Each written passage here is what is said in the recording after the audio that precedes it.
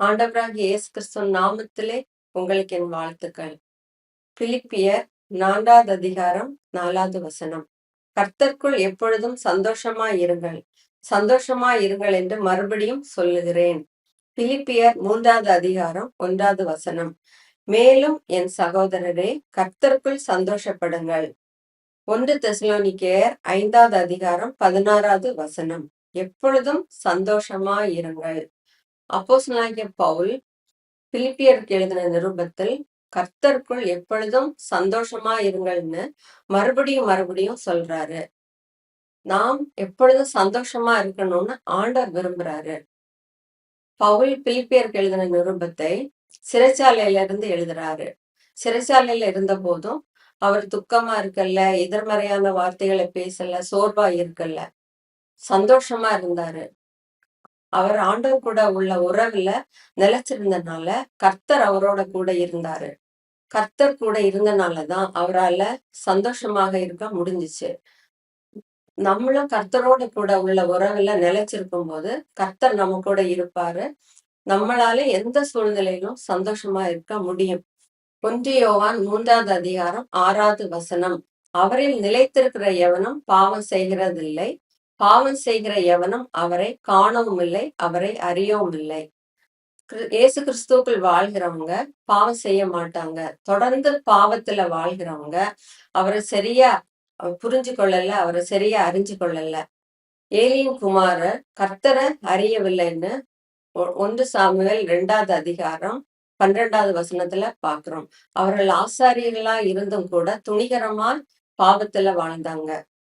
1 யோவான் 3வது அதிகாரம் 24வது வசனம்.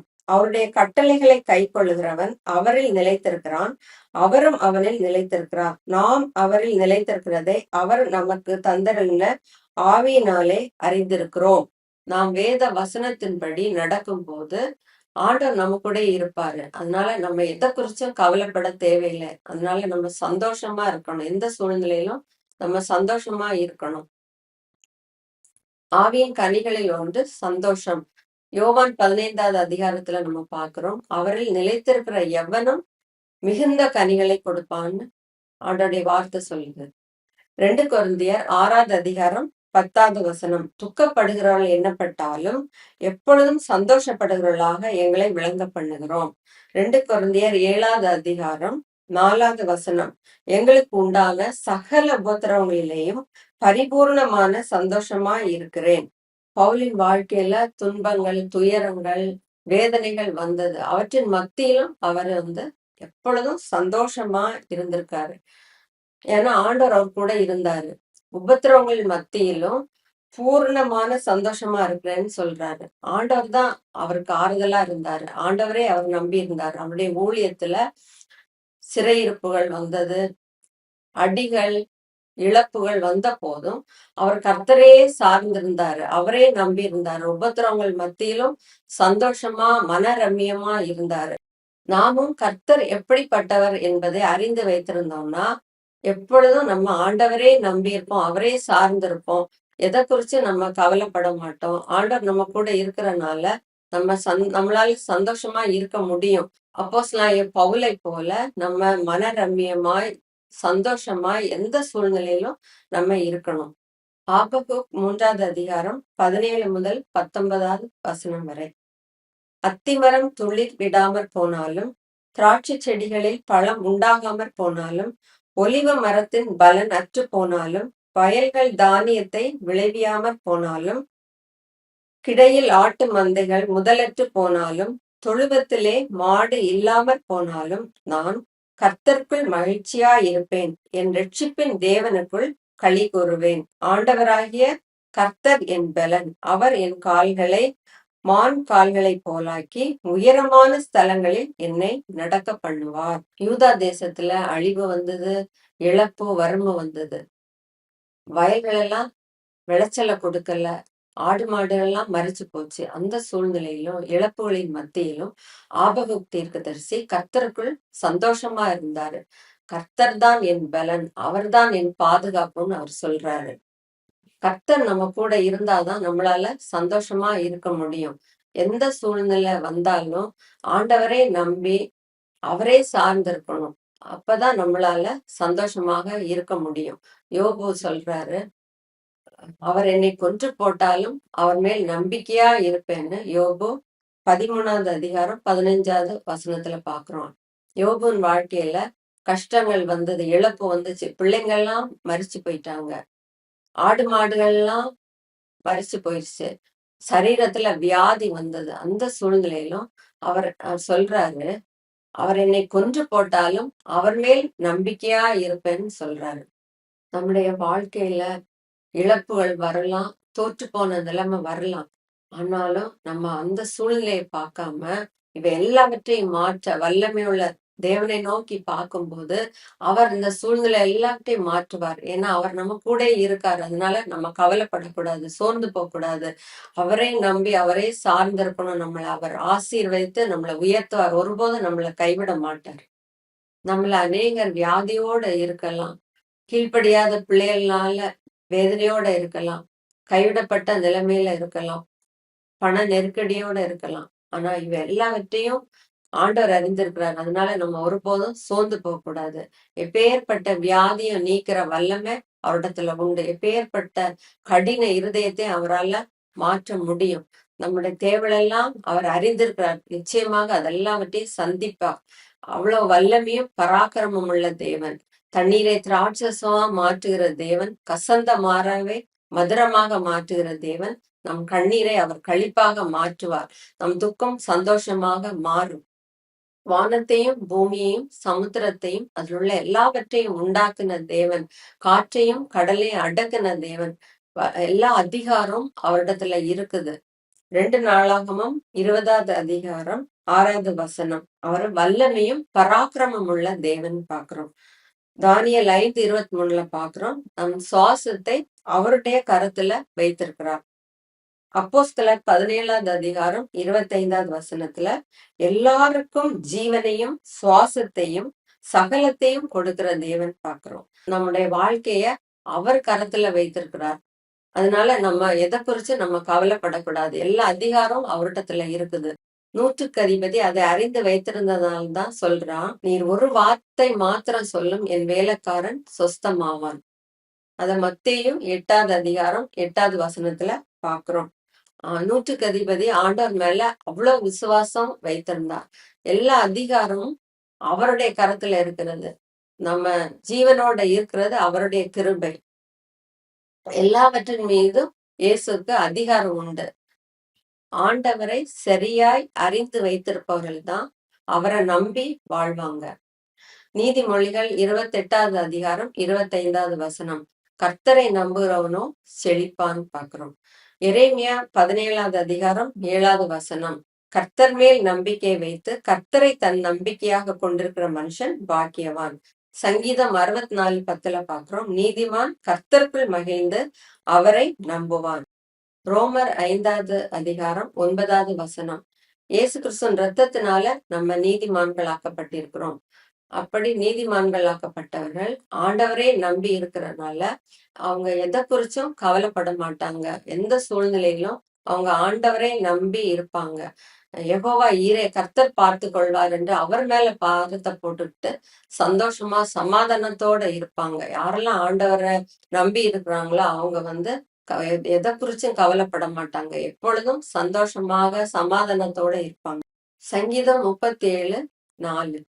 கர்த்தரிடத்தில் மனமகிழ்ச்சியாயிரு, அவர் உன் இருதயத்தின் வேண்டுதல்களை உனக்கு அருள் செய்வார்.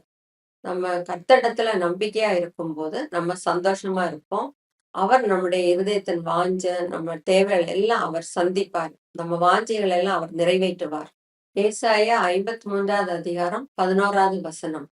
என் தாசனாகிய நீதிபரர் தம்மை பற்றும் அறிவினால் அநேகரை நீதிமான்கள் ஆக்குவார்.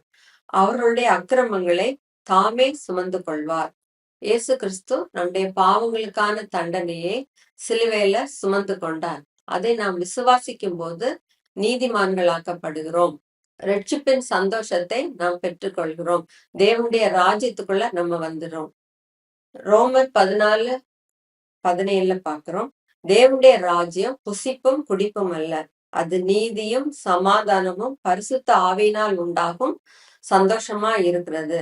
நம்ம பரிசுத்த ஆவியின் அபிஷேகத்தை பெற்றுக்கொள்ளும் போது உலகம் கொடுக்க முடியாத சந்தோஷத்தை நாம் பெற்றுக்கொள்கிறோம். எரேமியா 15வது அதிகாரம் 16வது வசனம். உம்முடைய வார்த்தைகள் எனக்கு சந்தோஷமும் என் இருதயத்துக்கு மகிழ்ச்சியுமாய் இருந்தது. நம்ம வேத வசனத்தின்படி வாழும்போது நம்ம சந்தோஷமாய் சமாதானத்தோடு இருப்போம்.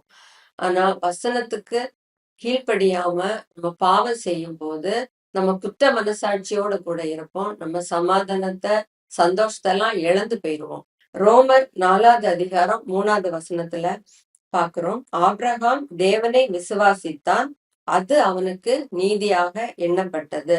நாம் வாழ அந்த பூமிக்குரிய வாழ்க்கையில பணத்தை வச்சுதான் எதையும் செய்ய முடியும். ஆனா தேவனுடைய ராஜ்யத்துல நம்ம விசுவாசத்தை வச்சுதான் ஆண்டவர் நமக்கு எல்லாவற்றையும் செய்ய முடியும். இதுதான் தேவனுடைய நீதி. மத்தேயு 6வது அதிகாரம் 33வது வசனத்துல பாக்குறோம். முதலாவது தேவனுடைய ராஜ்யத்தையும் அவருடைய நீதியையும் தேடுங்கள், அப்பொழுது இவைகள் எல்லாம் உங்களுக்கு கூட கொடுக்கப்படும். நம்ம ஆண்டவரை முழு இருதயத்தோடு இருதயத்தின் ஆழத்திலிருந்து தேடும் போது நம் மத்தியில் அவர் கடந்து வருவார். நம்ம தேவைகள் எல்லாம் அவர் சந்திப்பார். நம்ம கூட இருந்து அவர் நம்மளை வழி நடத்துவார். நம்ம பிரச்சனைகள் எல்லாவற்றிலிருந்தும் நம்மளை விடுவிப்பார். நம் வாழ்க்கையில அவருக்கு முதலிடம் கொடுக்கணும். நம்ம எதை குறிச்சும் நம்ம கவலைப்படக்கூடாது. அவர் எல்லாவற்றையும் பார்த்து கொள்வார். நம்ம தேவைகள் எல்லாம் அவர் சந்திப்பாரு. 2 பேதுரு 1வது அதிகாரம் 2வது வசனம். கர்த்தரை பற்றி அறிகிற அறிவில் வளரும் போது கிருபையும் சமாதானமும் பெருகும்.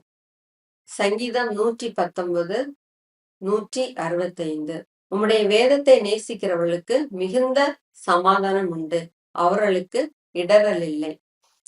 நம்ம வேதத்தை படிக்கும் போதுதான் ஆண்டவரை பத்தி அறிகிற அறிவுல நம்ம வளர முடியும். ஆண்டவரை பத்தி சரியா அறிஞ்சு வச்சிருக்கிறவங்க தான் சந்தோஷமா சமாதானமா இருப்பாங்க. எந்த சூழ்நிலையிலும் அவரே சார்ந்து அவரை நம்பி இருப்பாங்க. நம் வாழ்க்கையில சந்தோஷமான காரியம் நடக்கும் போது நம்ம சந்தோஷமா சமாதானமா இருப்போம். ஆனா கஷ்டமான நேரம் வரும்போது நம்மளுக்கு சந்தோஷமா இருப்பது கடினமான காரியம். ஆனா கர்த்தர் நம்ம கூட இருந்து நமக்கு ஆறுதலா இருப்பாரு. நம்மளை ஆட்டி தேட்டுவாரு, நம்மளை திடப்படுத்துவாரு.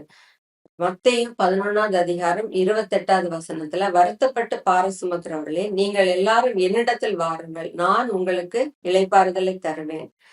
யாத்திராகமம் 33வது அதிகாரம் 14வது வசனம். என் சமூகம் உனக்கு முன்பாக செல்லும், நான் உனக்கு இளைப்பாறுதல் தருவேன்னு ஆண்டவர் சொல்றாரு. ஆண்டோடைய சமூகம் தான் நமக்கு இளைப்பாறுதல் தரும், சந்தோஷத்தை தரும். அப்போஸ்தலனாகிய பவுல் சொல்றாரு 2 கொரிந்தியர் 12வது அதிகாரம் 9வது வசனத்துல, என் கிருபை உனக்கு போதும், பலவீனத்திலே என் பலம் பூர்ணமாய் விளங்கும் என்றார். ஆகையால் கிறிஸ்துவின் வல்லமை என் மேல் தங்கும்படி என் பலவீனங்களை குறித்து நான் மிகவும் சந்தோஷமாய் மேன்மை பாராட்டுவேன். அப்போஸ்தலனாகிய பவுலுக்கு ஆண்டவர் அநேக வெளிப்பாடுகளை கொடுத்தாரு. அதனால அவர் அதுல மேன்மை பாராட்டாதபடிக்கு சரீரத்துல ஒரு முள் கொடுக்கப்பட்டிருந்தது. அத அவர் எடுத்து போடும்படி ஆண்டவர்கிட்ட ஜெபம் பண்ணார். ஆனா ஆண்டவர் இத எடுத்து போடல. ஆண்டவர் சொல்றாரு, என் கிருபை உனக்கு போதும், பலவீனத்தில் என் பலன் பூர்ணமாய் விளங்கும்னு ஆண்டவர் சொல்றாரு.